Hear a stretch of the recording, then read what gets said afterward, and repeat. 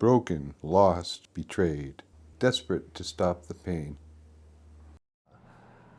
As far as struggling from getting out of the military, I must say there's lots of stuff that is unresolved. Had a pretty bad episode, and you know, the people that were really getting on my nerves were really aggravating me, and I you know, told my girlfriend that if something didn't change, you know, I was going to do myself in, basically, and she didn't want to see that happen, so she contacted the police. I talked with them and explained to them what was going on, and I said, well, I don't know what to do anymore, you know, I've tried getting help here, and I've tried getting help there, and this and that, and he's like, well, there's always Camp Resilience.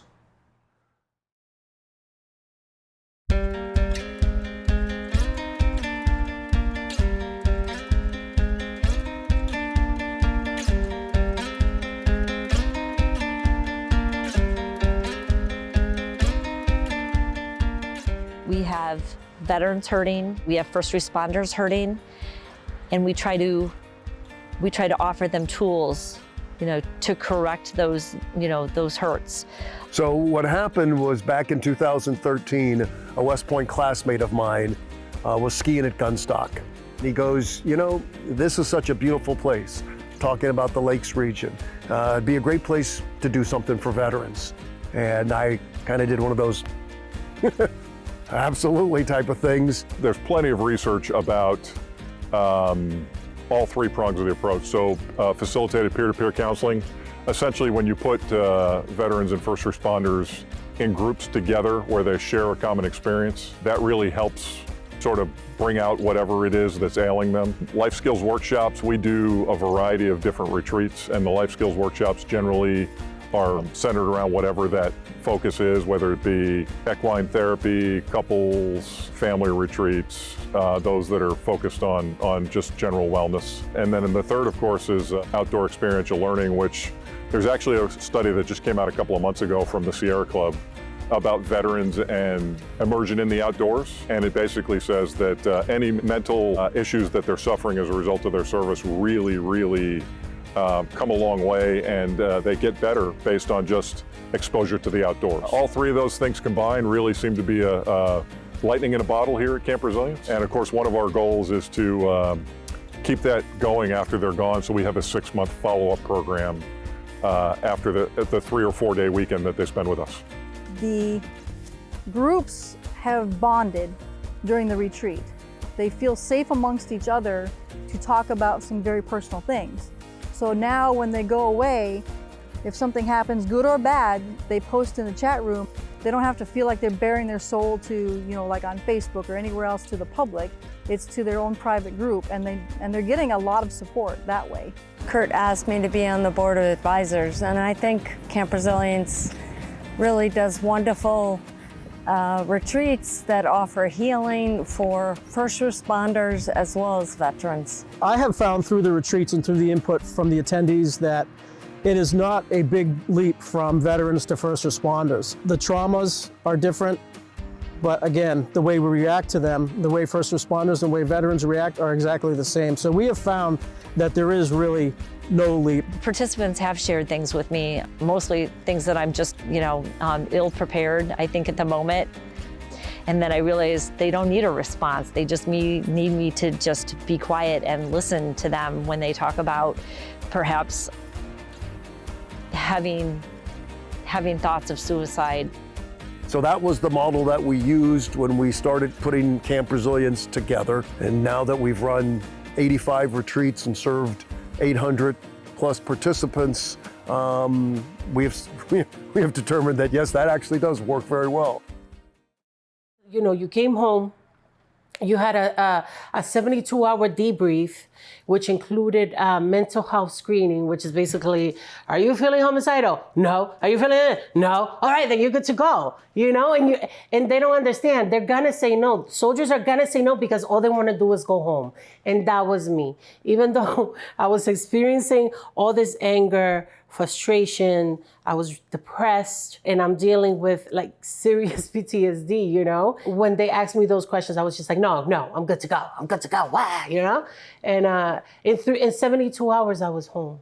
I was home, and I was not I was not doing good. So I was just dealing with it the best way that I could. So I just did a lot of drinking and a lot of drugging. Yeah, a lot of that.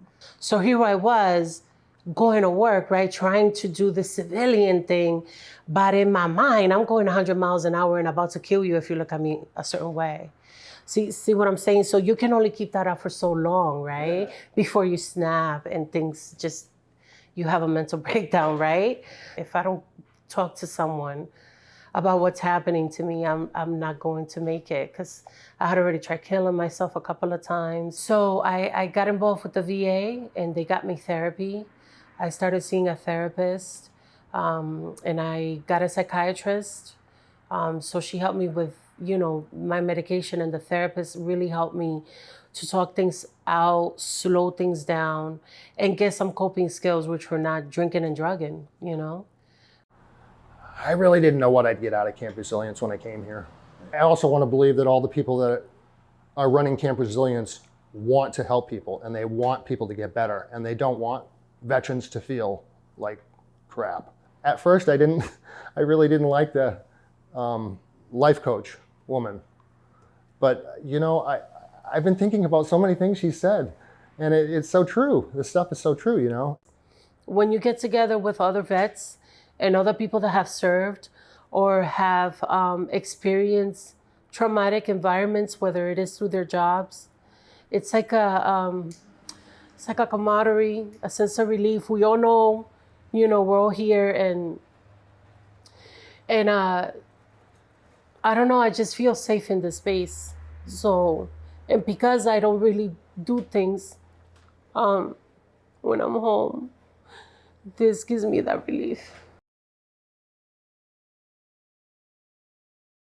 It does not cost the veteran anything to go to Camp Resilience. So I have never actually had to spend a dime. You get to do all these fun things, all this good food, meet all these great people, and it costs nothing. Zero. I wouldn't be able to afford it. I mean, I'm a single mom.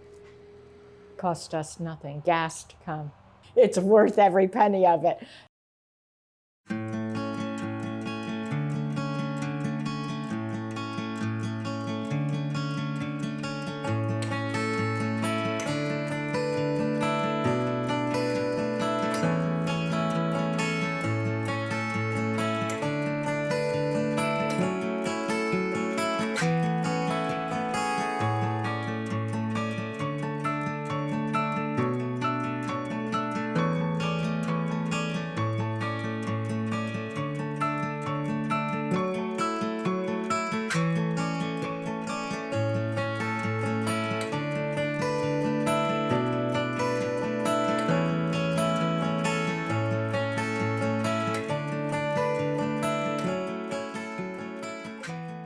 Camp Resilience and organizations like this, they really help.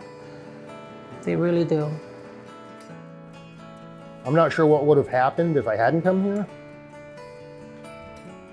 but I have a good idea.